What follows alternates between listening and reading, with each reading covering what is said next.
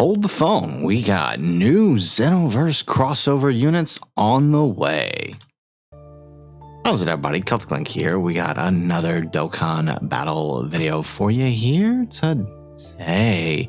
We have the details for the upcoming LR Super Saiyan God Ultra Super Villain Vegeta. And in this video we'll be breaking down everything we know about their details, their animations, and giving you guys our thoughts on their kits. So let's go ahead, let's hop on and let's start with those animations. We got some clean animations here for a for a crossover unit. So let's go ahead, let's pause that lo-fi, let's take a look. We'll turn the volume up just a tad and let's give it a look at the animations here.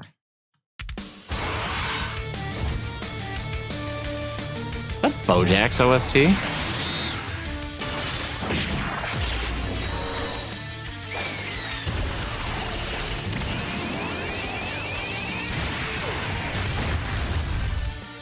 Alright, so you got the Mira and the Toa. Oh, the Trunks. I like that. Look at that.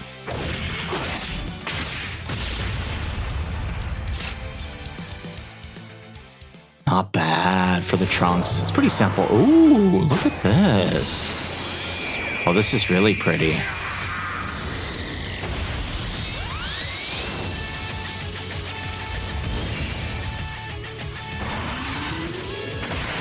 Alright, so I'm guessing that's the 12 key.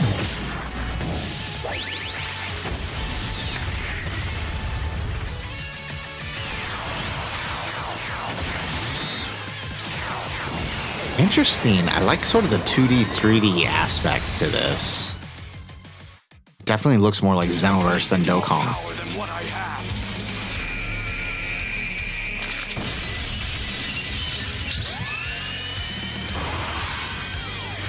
Alright. Look at that. These are good.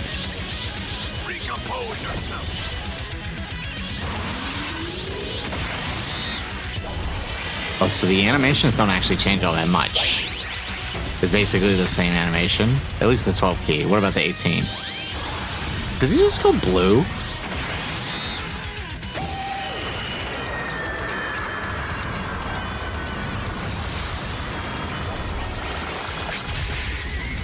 Hey, yo, that looks pretty good. Oh, dude, those are some sick animations. Okay. So, I mean, I'm guessing the two are banner units. So that's interesting there. The Mira and Toa and the Trunks, they seem, so I mean, nothing crazy on their animations, although Trunks is pretty clean. It's very simple, nothing crazy, but I do like it. Vegeta, wow, they went all out on those, but I guess it makes sense. It is our first ever crossover LR after all.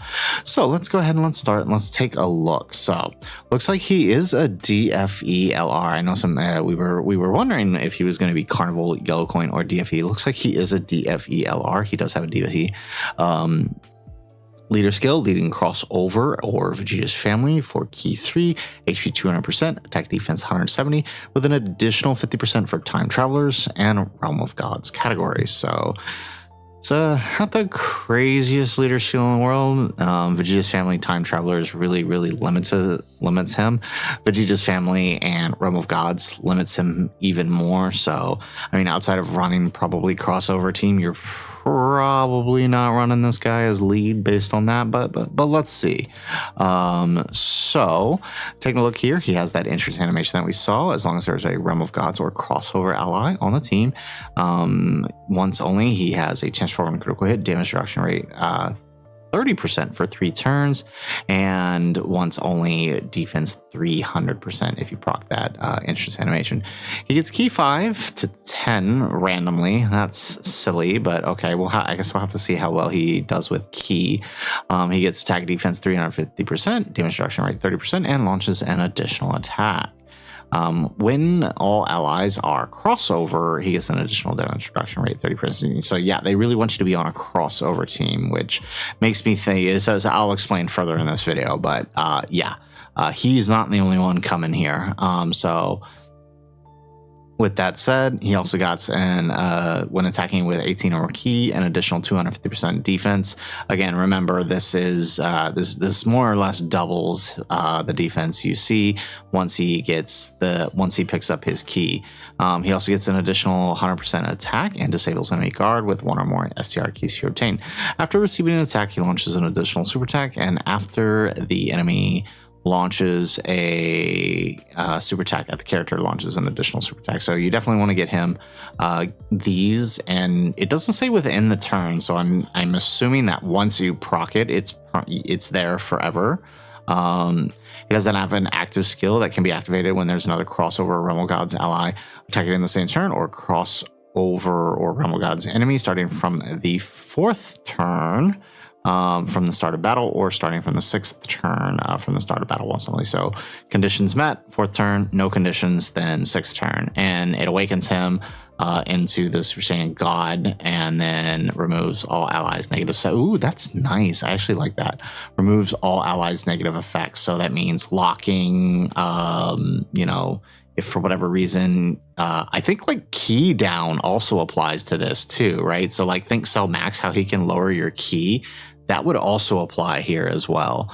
And then gives him an additional attack and defense 50% for 1 turn. Okay, so I mean, honestly, not bad. Nothing too crazy on this here.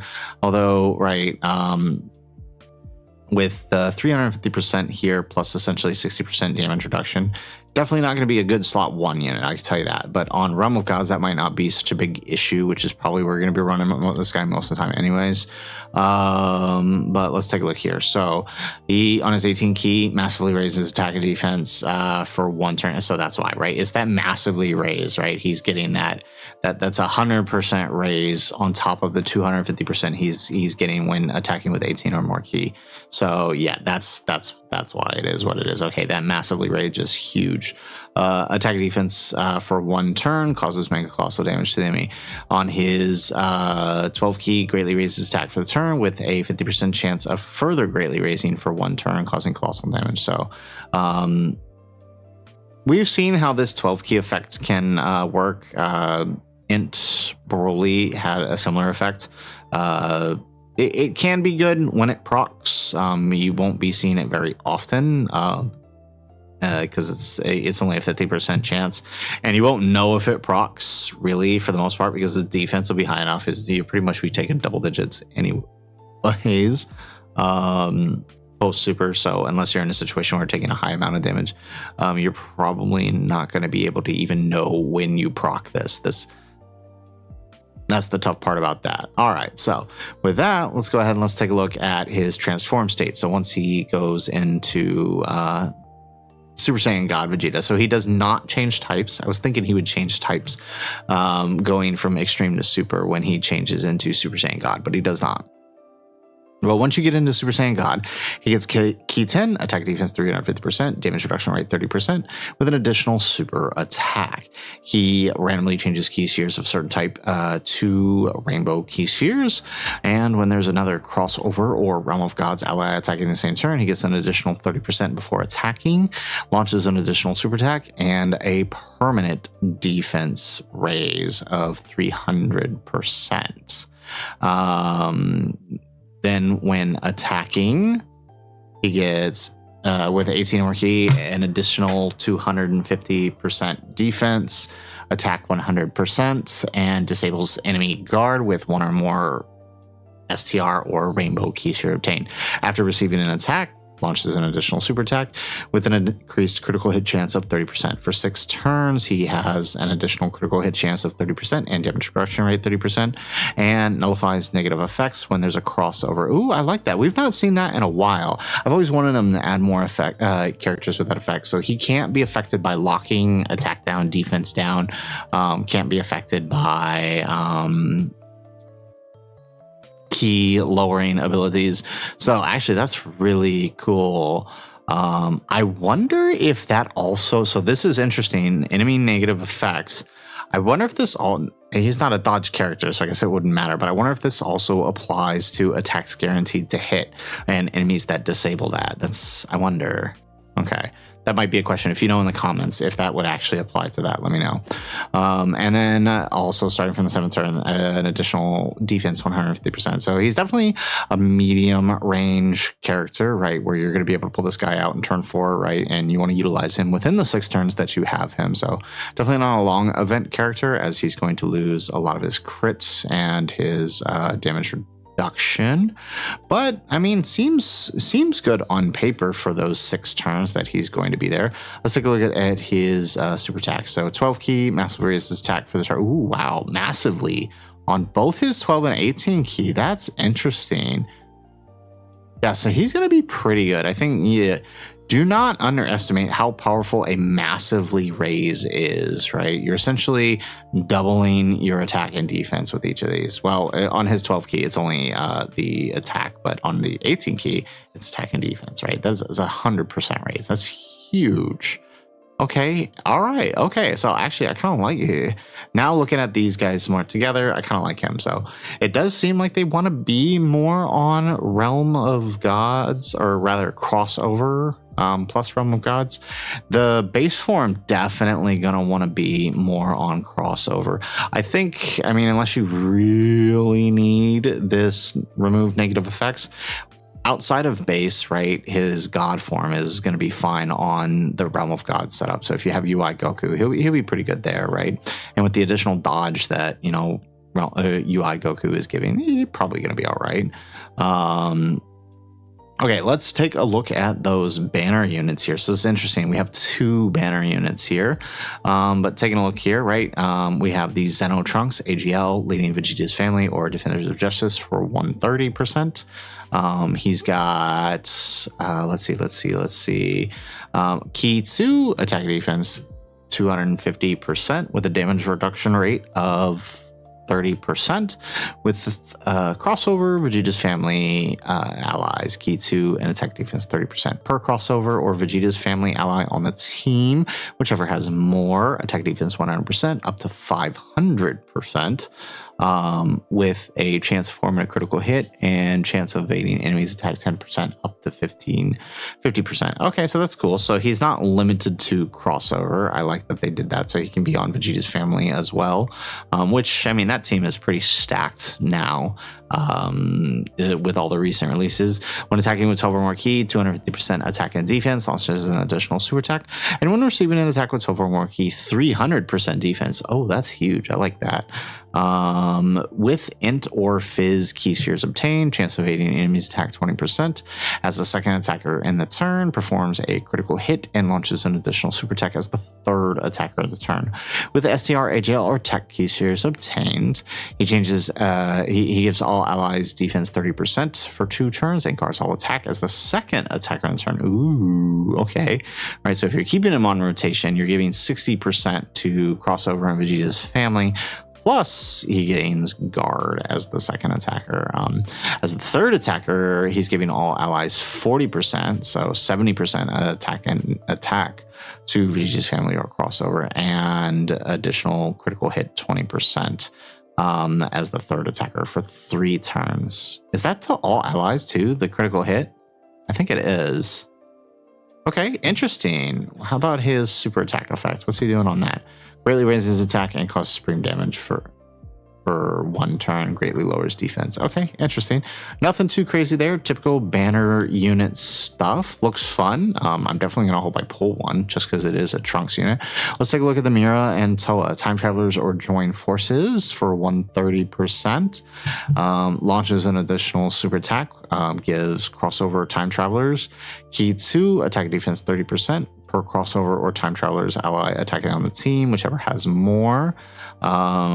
So basically the same effect as the Trunks, but crossover or Time Travelers. Attack defense 100%, up to 500%. Chance for a critical hit and damage reduction rate 10%. and attack 250%. When receiving an attack with Topomorki, they get 250% defense. For 4 turns from the entry turn, key 4 and 250% defense, and a Scouter effect. Very nice. When attacking as a second attacker turn, 100% attack, launches an additional attack that has a 70% chance to become a super. When attacking as a third attacker in a turn, launches 2 additional attacks, each of which has a 70% chance. And for every attack performed, key 1. They do raise attack and defense and cause supreme damage to the enemy. So they're a stacker. Okay, so they're a stacker and raises extreme class allies defense by 5% for 2 turns. That's a shame, but I guess since they are launching multiple super attacks, that's why it's only for 2 turns. It'd have been nice if they were the extreme class variant of Vegeta and Trunks, where that was just 5% for allies permanently. But okay, they seem good. Definitely. So this definitely leads me to believe that for this celebration, we are going to see some crazy stuff here with the crossover campaign.